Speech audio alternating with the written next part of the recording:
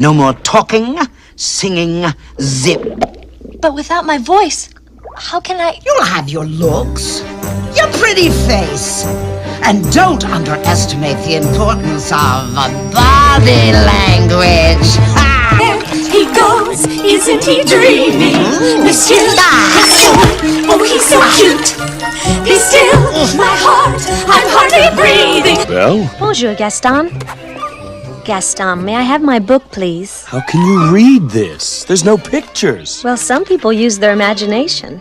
Belle, it's about time you got your head out of those books and paid attention to more important things. Like me. Media has always focused on women's physical appearance. Laura Mulvey coined the term the male gaze, which explains how mainstream media portrays women in a certain way where they're seen as a pleasuring visual for heterosexual men. These portrayals of women through the male gaze ignore all other aspects of a woman besides beauty, therefore creating inaccurate representation and images of women in the media. Another main concern of feminist literature is challenging patriarchy and traditional culture. We have often seen depictions of women being subordinates or dependent on a man while also reinforcing traditional gender roles. There are more instances in which women are saved or reliant on a man instead of being portrayed as independent. You are a princess, and I expect you to act like one. With these expectations, and the way female roles were portrayed in Disney princesses films like Cinderella, Snow White, Beauty and the Beast, made it seem like a female role was only an asset to a male role. It was not until 2012, when Princess Merida, where Disney started to portray females in a new light. Disney portrayed females as strong, intelligent, and independent, characteristics that Princess Merida holds. Princess Merida teaches young females to choose their fates, not to be voiceless, and she also teaches females that if they choose, they can also be their own hero in their own stories. That happiness doesn't always have to depend on a man. Disney movie Mulan, the protagonist Mulan is the epitome of what our female archetype is. She is strong, intelligent, beautiful, heroic, and brave. These characteristics, Disney filmmakers wanted to portray a female protagonist in a different light, especially since in past films where the female characters were always portrayed as a damsel in distress.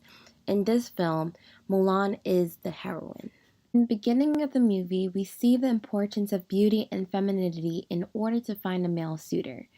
Being forced to conform to a patriarchal society in order to find a husband, you need to be well-mannered and have your appearance be as pristine as possible. In doing so, it will result in bringing honor to one's family. She rebels against these expectations and joins the Li Shang's regiment in place of her father.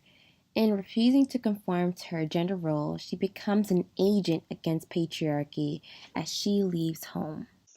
Within the scene, we view the male characters attempting to save the emperor by using their brute strength to open the doors. Mulan sees the issue at hand and quickly formulates a plan to combat this. Hey guys, I've got an idea.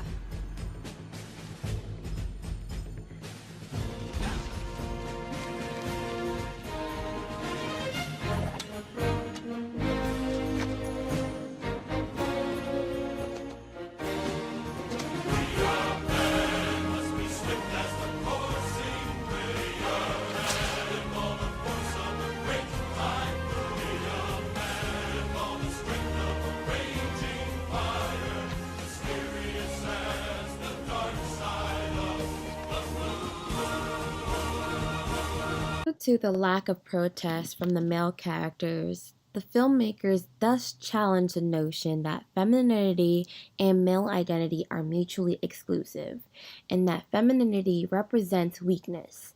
During the scene, none of the characters are portrayed as fragile, clumsy, nor weak. Instead, that they are portrayed as strong, as well as in touch within their femininity. Now, that's what I call Mongolian barbecue.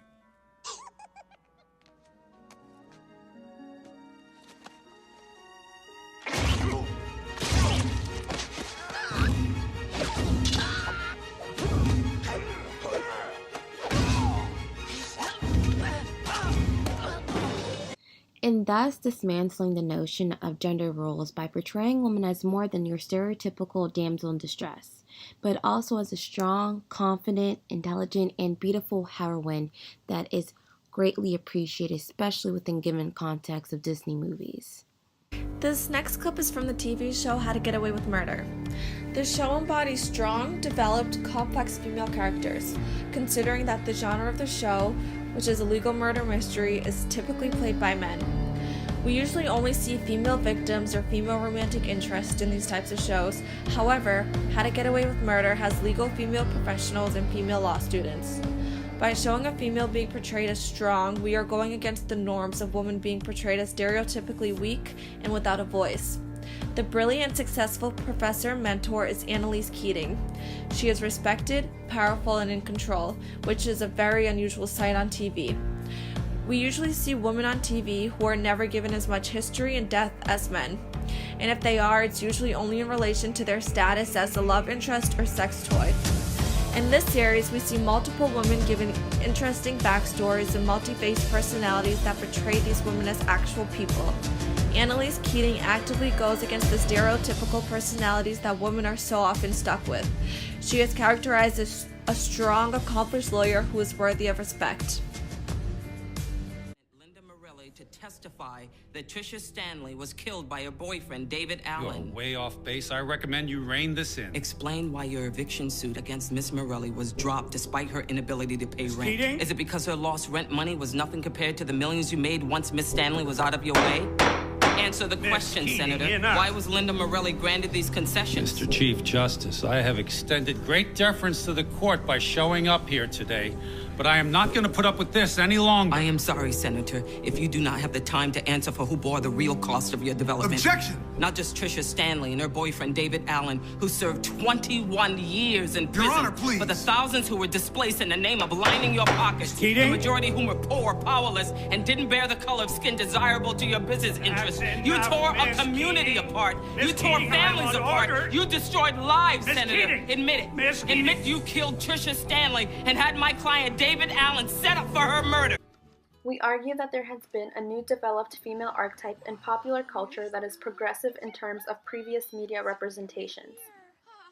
An example is the TV show Jane the Virgin, which follows an independent, intelligent, and successful woman aspiring to be an author. However, this female archetype isn't exactly the image we're completely striving for, taking into account that her life still focuses around a love story that gets in the way of her accomplishments and affects the decisions she makes in her life. This progression, but not yet achievement, is introduced to us by Susan Douglas with her term of enlightened sexism. Start by explaining what you mean by enlightened sexism.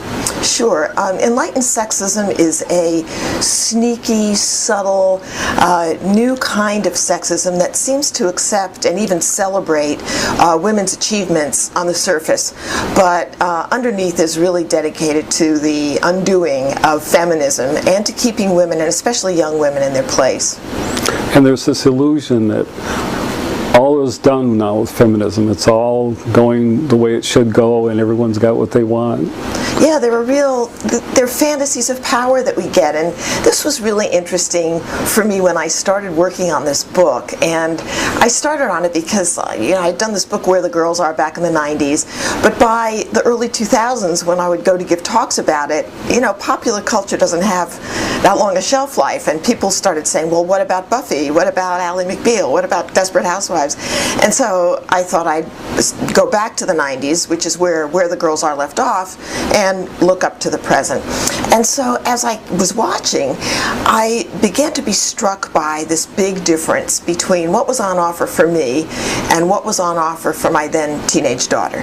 And so if you think about the 9 o'clock and 10 o'clock strip at night on television, what are women doing? They're district attorneys, they're cops, they're law partners, they're surgeons, they're judges. The glass ceiling, done and done on all of those shows. So ironically, they've come to overrepresent how far women have come, and I began to be sort of struck by that.